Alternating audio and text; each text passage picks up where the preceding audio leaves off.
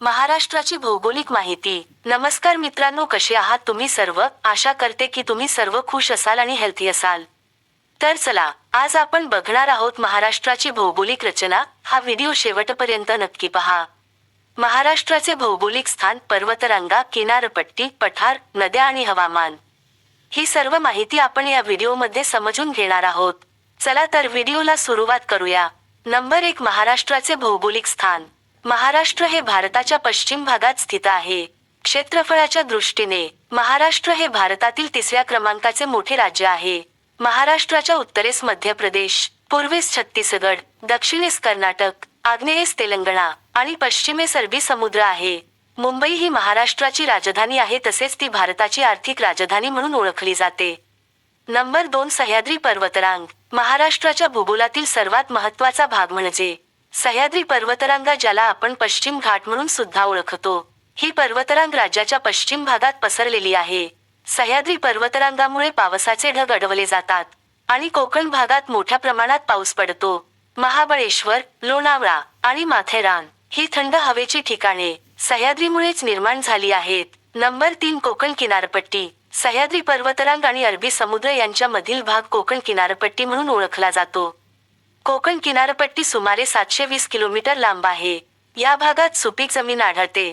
नारळ, आंबा, काजू आणि मासेमारी हे कोकणातील प्रमुख व्यवसाय आहेत. नंबर 4, दख्खन पठार. महाराष्ट्राचा मोठा भाग दख्खन पठारावर पसरलेला आहे. या भागात काळी माती आढळते, जी कापूस पिकासाठी उपयुक्त आहे. या पठारी प्रदेशात ऊस, कापूस, ज्वारी आणि बाजरी ही प्रमुख पिके घेतली जातात. नंबर 5, महाराष्ट्रातील नद्या. महाराष्ट्रात अनेक महत्त्वाच्या नद्या वाहतात.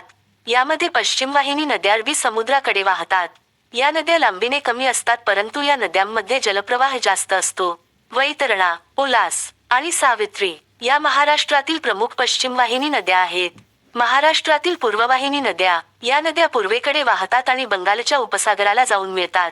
या नद्या लांबीने मोठ्या असून महाराष्ट्राच्या जलसिंचनचा प्रमुख स्रोत आहे.